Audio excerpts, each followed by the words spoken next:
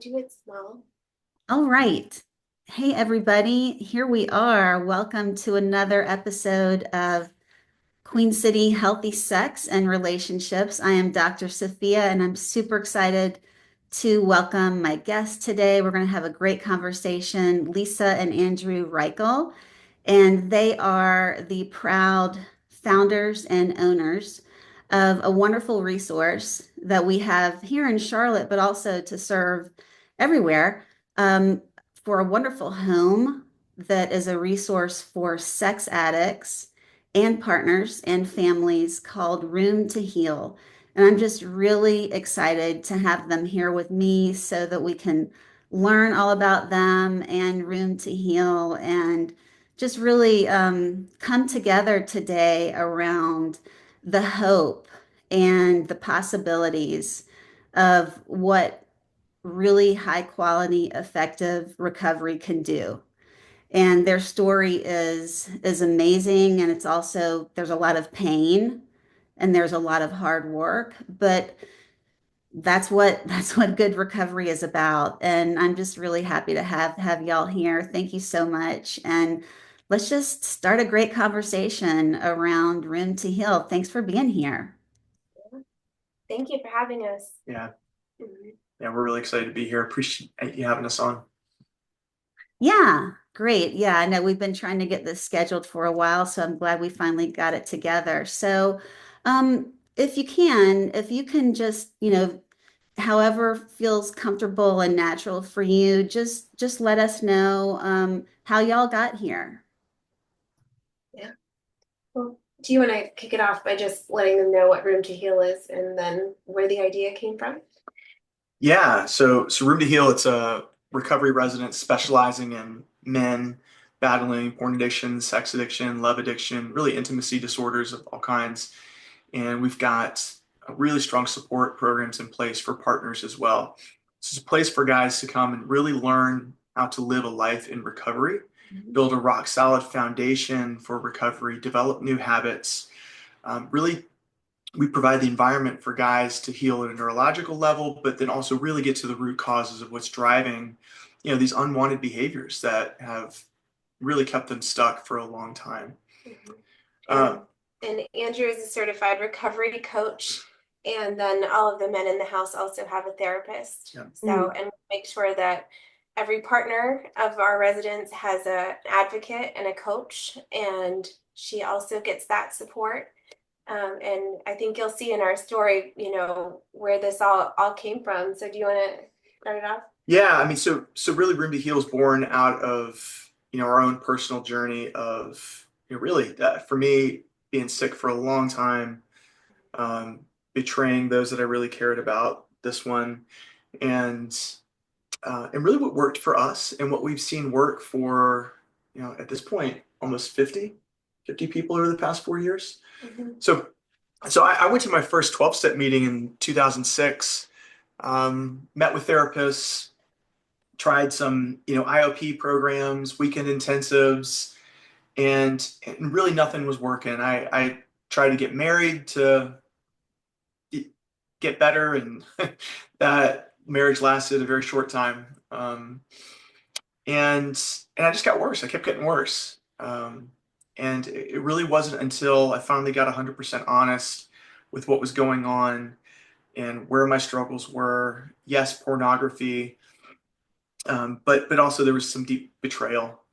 My wife, I was having an affair, and I went to an inpatient treatment center in Mississippi for 2 months, and even after that was still really struggling. And I found out my affair partner was pregnant, and ended up going to this little sober living home named New Beginning Ranch in Montana. And it was there doing life with other men battling sex addiction, porn addiction, that I really learned how the levels of vulnerability and authenticity, required to really begin to heal from this thing. And Lisa, to her credit, was really leaning into her work of recovery because I was her second marriage as well. And her first husband also cheated on her. So I'll let Lisa take it from here. Yeah. Um, it was it was really devastating to experience that a second time. But I think what it did is it led me to see that there was some brokenness within me that needed to be addressed. And so it helped me when he went away. I had the time, I had the space to really focus on what do I need? Where is this brokenness within me that led me to want to be in relationship with somebody who wasn't well? And I could see then the red flags that I had missed. And I was really grateful that we were able to have him, go to the recovery, go to inpatient, and then go to sober living. It just gave me that space where I could grieve. I was in a situation that was really tough. A lot of women think, oh my gosh, if he's in love with the affair partner, is it over?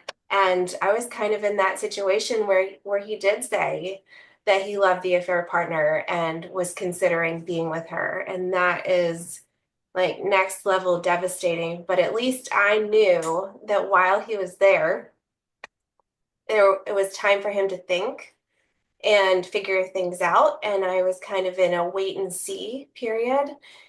An amazing part of our story and what I'm learning now in the research is that we really had to let the first part of our marriage die.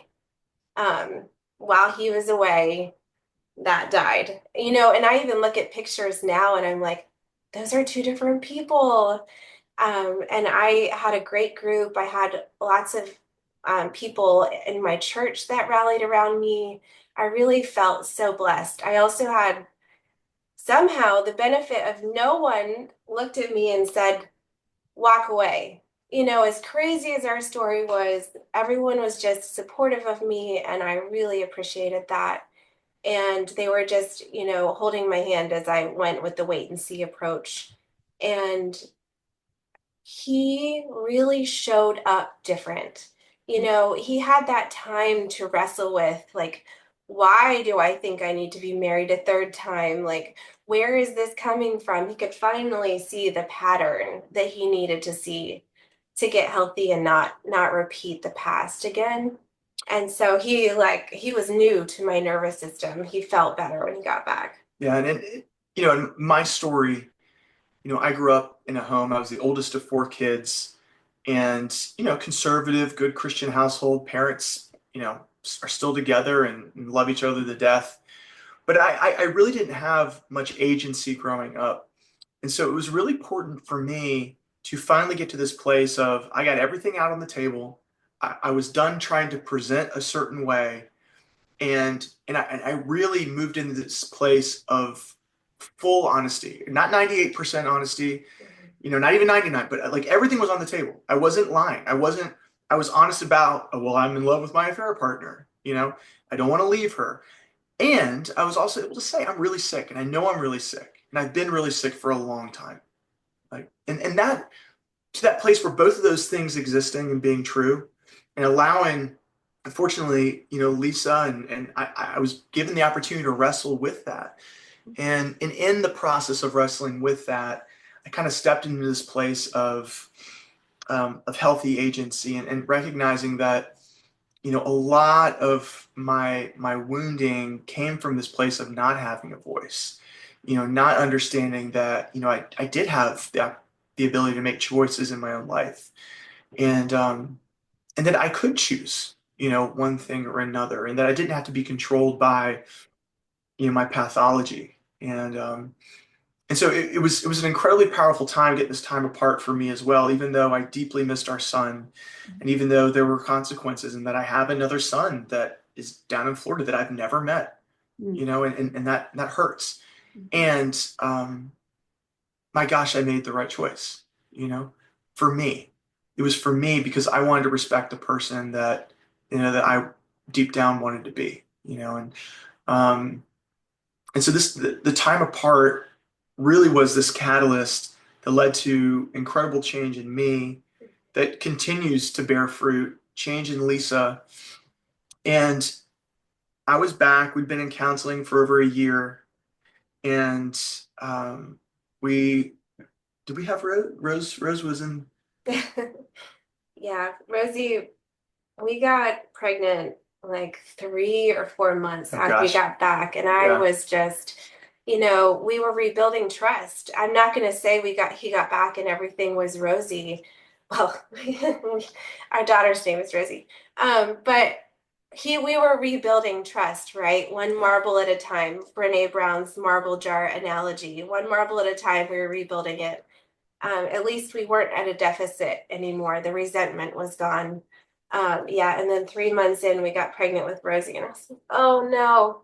But it ended up being the biggest blessing. Our whole family was made new again with her. We were just a different unit, and we're different people. It's just amazing. I think we were so blessed to have missed out on the trauma that happens for these couples after discovery. It's just living in those times where there's so much gaslighting and there's just blame. And I think that we missed out on a lot of trauma when you went away. Yeah, I mean, what I see in a lot of the guys that we work with is, very emotionally young, right? And so even when they're willing to face this and deal with it, when they get activated and triggered, by the normal daily disagreements that come up with just being in a marriage, uh, and it activates them, and then they get small or get too big, right? And then they trigger their partners, and then it's like this little mini T, small T re-traumatizing that can take place. And so I think the time apart really helped us miss some of that, and we were able to kind of press reset. I think Rose in a lot of ways symbolized, Lisa getting pregnant with Rose, it kind of symbolized this rebirth of our relationship. Um, but it was about a year and a half in of me being back, and Lisa looked at me and she goes, there needs to be more places like where you went to in Montana, and maybe even more specialized for this struggle, and we should open one. And I was like, you're absolutely crazy. We are not doing that. That's nuts. And I was wanting to buy a business that was, already on its feet and doing well. And Lisa just felt very convicted at probably a soul level that that's not what we should be doing.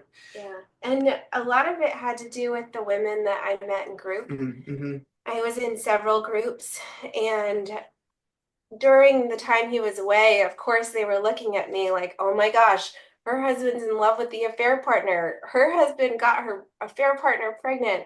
Like, I feel bad for this woman. She's been through so much, but like, we were able to make so much progress when he got back. And 5 of the 7 marriages that were in that group with me who had maybe, less trauma, less acting out, they didn't make it. Yeah. And they wanted those marriages to work so bad. And I was like, what did I have that they didn't have? I had space from him. What a gift that space was.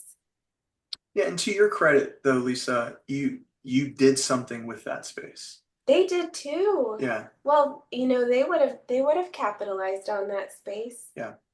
Well, Lisa really was intentional with her time, and she really leaned into her therapy and the recovery opportunities that were afforded to her Hmm. from healing with very real betrayal trauma. And I want to make sure it's very clear that when I got back, we still had a lot of work to do, Hmm. and I still have a lot of work to do. Our marriage is by no means perfect, Hmm. and I can say that we are honest with each other. There are no secrets.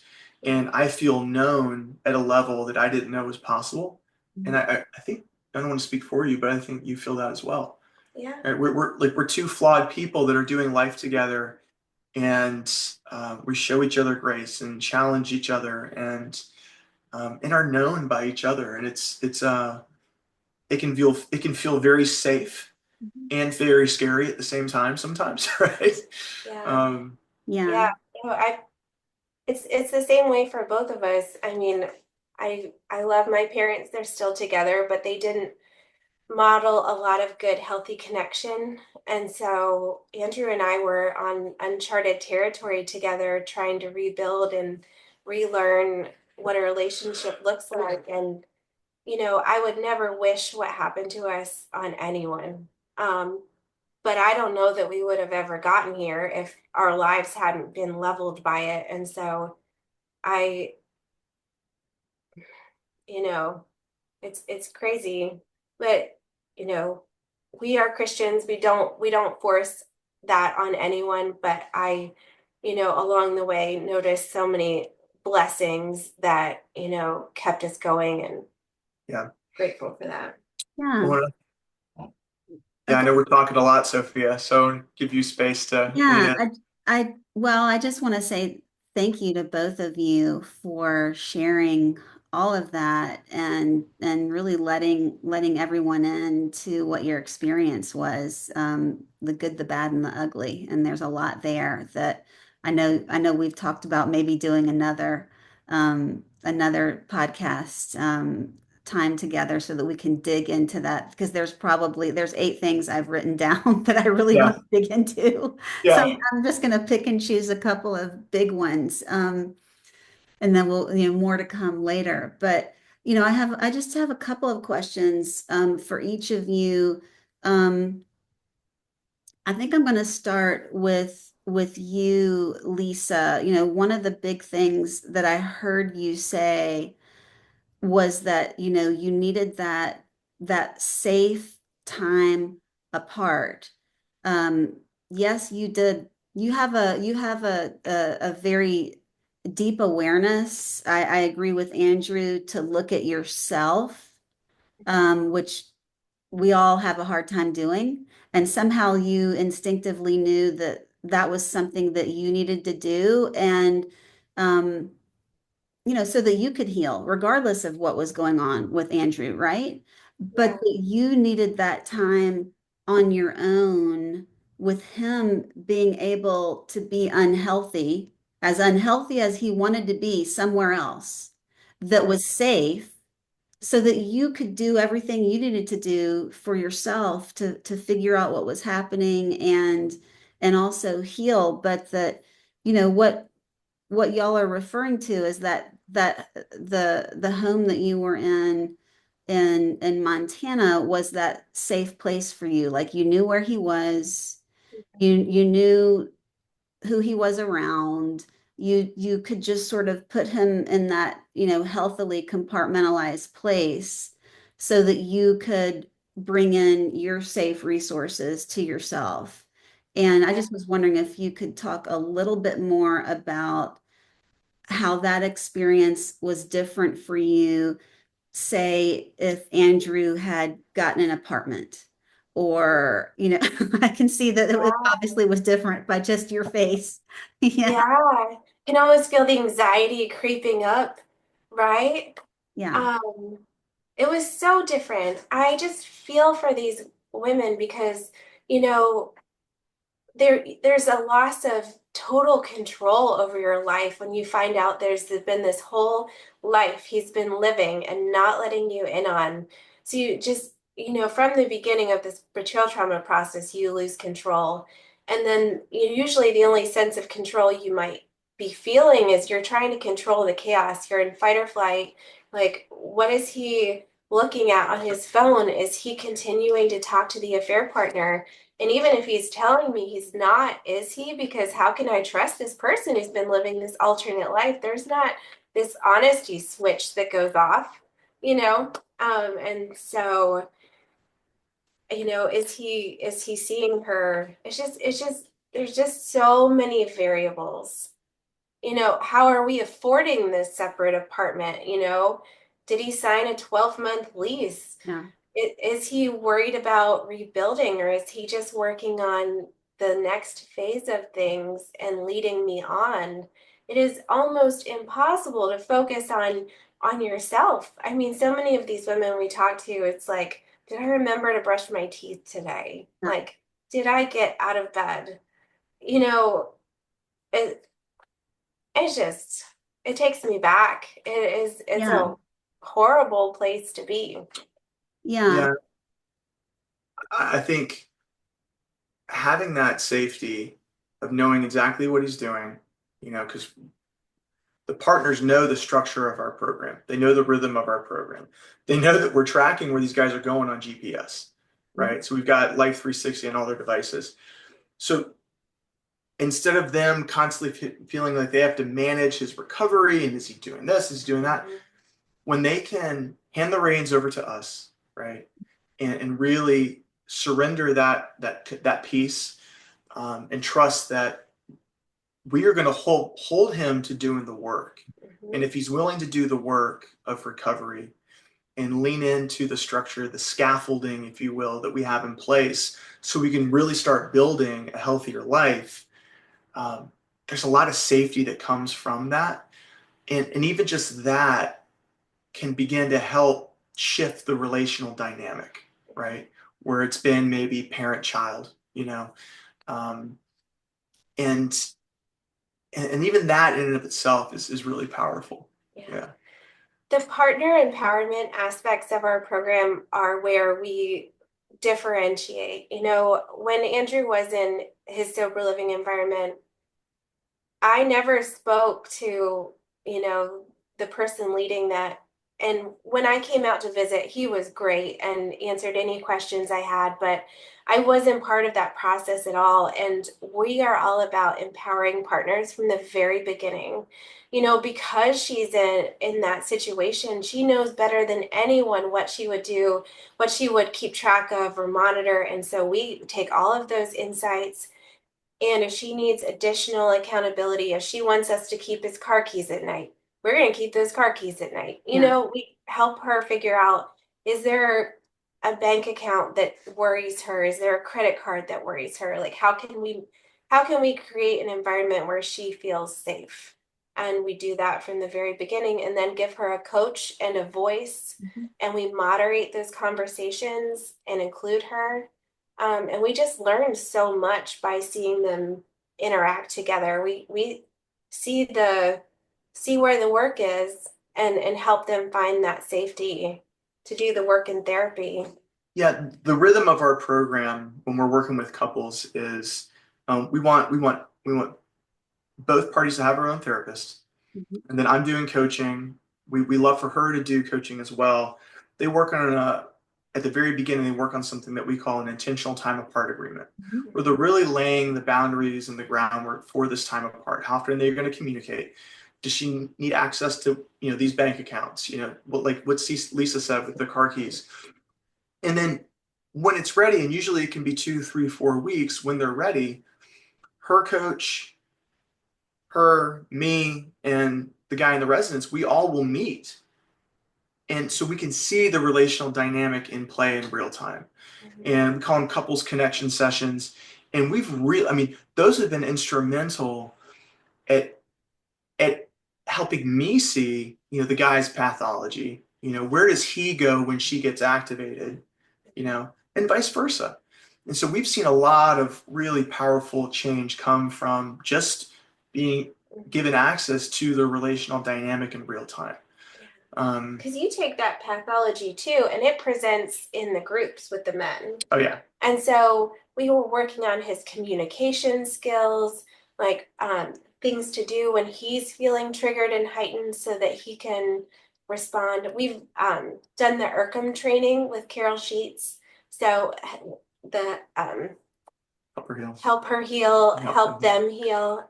So we're using those techniques that Carol teaches to help him show up better and differently. And hopefully, as those couple connection sessions progress over the weeks, that we start to see more trust being built. We're seeing them do better, together. Yeah, that sounds really effective and helpful. I'm curious, Andrew, what do you think makes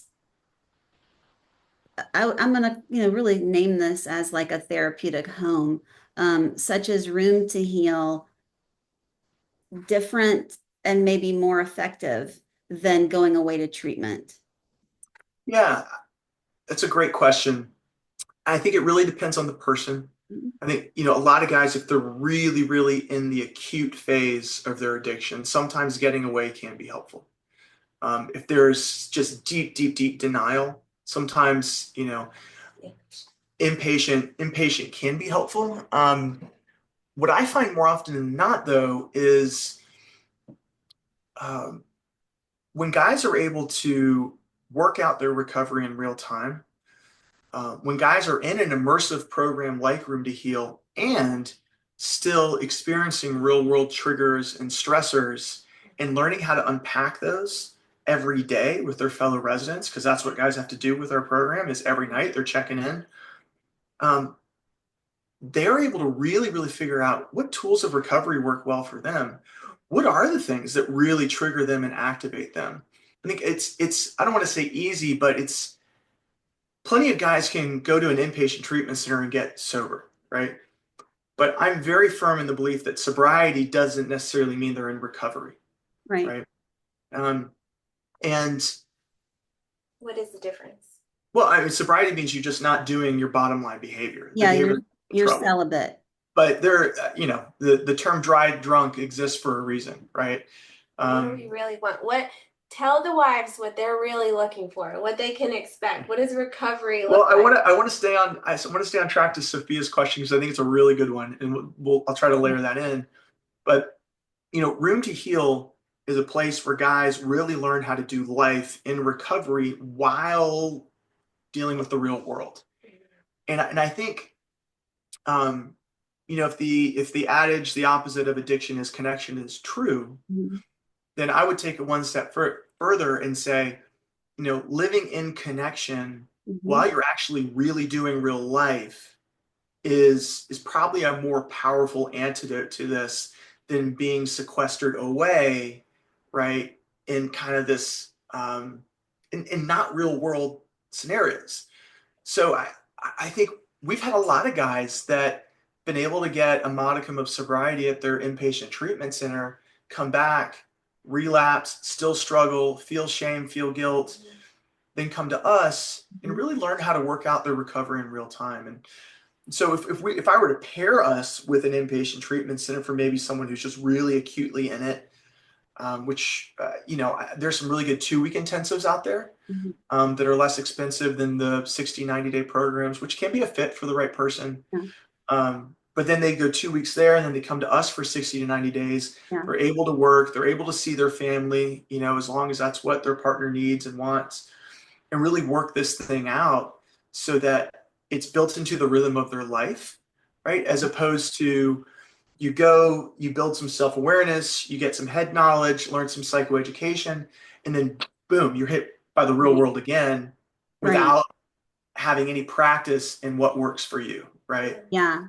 That's well said. And so what I'm really hearing is that room to heal it's relational living, Yeah, which to me is what makes it different than a treatment center. There's a time and place for a treatment center. very much so. However, yeah, but room to heal is really much more about relational living, which is what we all need to be learning to do anyway. So I think that sounds just really lovely. A couple of quicker questions because we might be getting close to the end here. Let's say someone lives in California, or someone lives in New York. Can they come to Room to Heal, or do we have to live somewhere here nearby, like in North Carolina? No, they absolutely can come, stay at Room to Heal. I And think, so if they have a partner, they can do a lot of Zoom work together. She's still going to get a coach. The mhm, same things can happen. yep, Absolutely. yep. Yeah. And what we find is sometimes we'll layer on additional meetings for the guys. A lot of guys can work remotely, and so Uh-huh. we want guys to work while they're with us. Yeah. I think learning how to deal with work stressors and Yeah. triggers is a really important part. So, we've had guys come stay with us that are, retired or semi-retired, and they'll go get a part-time job at Lowe's while they're with us, or they'll get a part-time job at, Chick-fil-A, and it's not so much it's being in some type of real world dynamic where the things that trigger you back at home are still presenting, because that's where we really want to dig in, Yeah. and That's so so good. yeah, we'll have guys volunteer sometimes too if they still Yeah. want to work. There are plenty of volunteer opportunities in Yeah. Charlotte. that, 3 or 4 times a week they go volunteer, Yeah. and so Oh, I we kind love of that. create each person, we can kind of create a program within the structure of Room to Heal that works for them in their unique situation. I love that. There's so much of that I want to dig into. And then what about if a gentleman is single? Is he Mhm. still eligible to come? Yeah, great question. Absolutely. Absolutely. We've got a couple guys staying with us right now that are younger and single, and maybe some failure to launch Yeah. types Huh. where just this thing got a hold of them really young Yep. and really kind of became their answer to Mhm. life. And instead of really developing healthy coping behaviors and um, skills, this is just their answer. And so Yeah.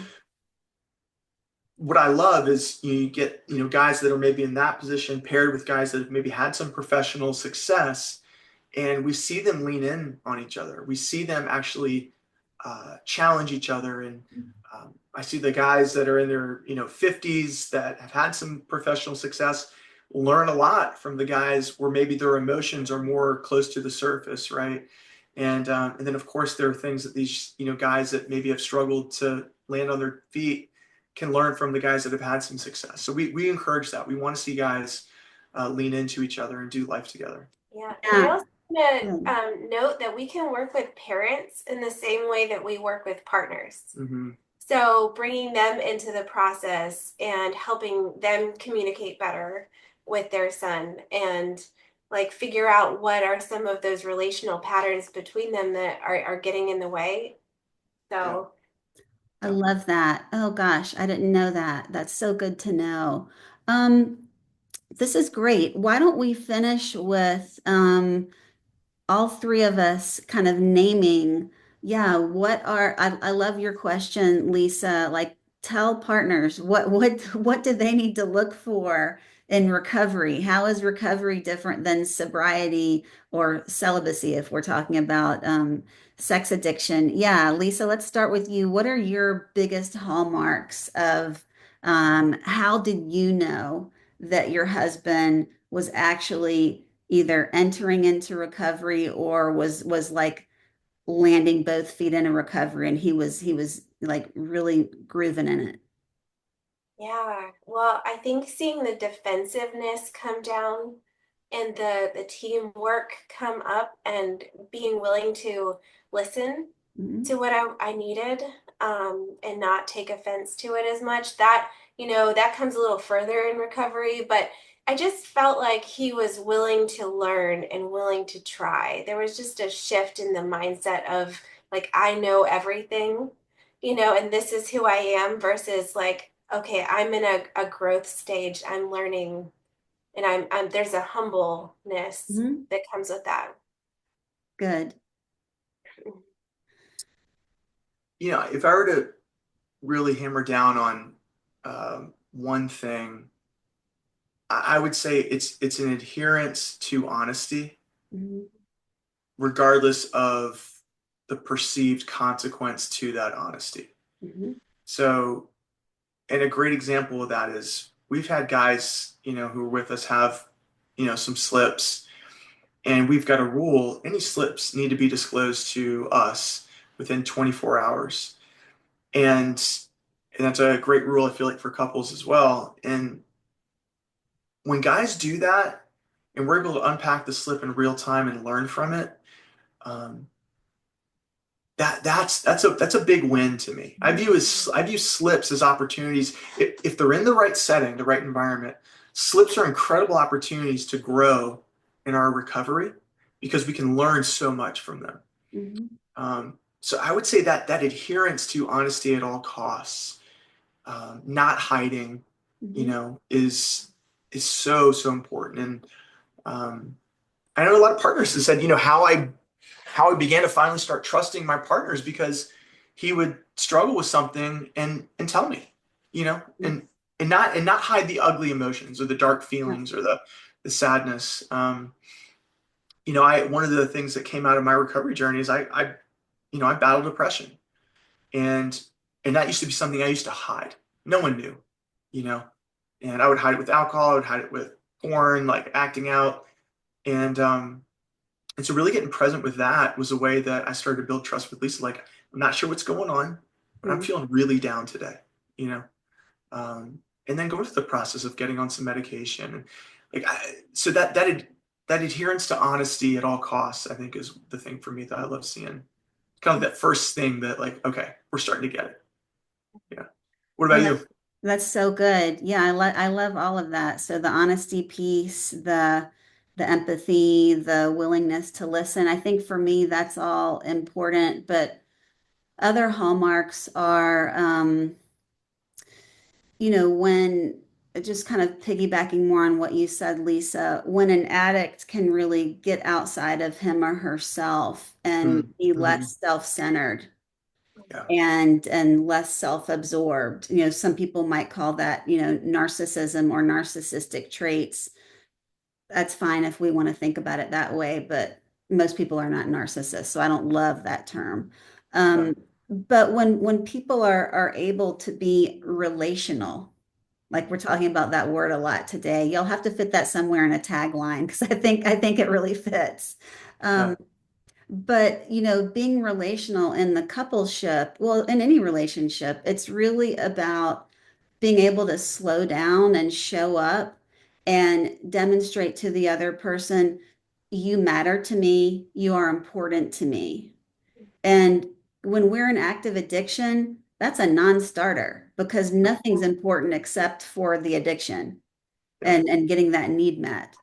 And, I think as a partner, um, when if a partner is like, I need you on Life 360, I need access to your bank accounts, I need blah, blah, blah, blah, for an addict to be able to respond and say, yep, let's make a list. I've totally got that. Like that non-defensiveness is Yeah. huge.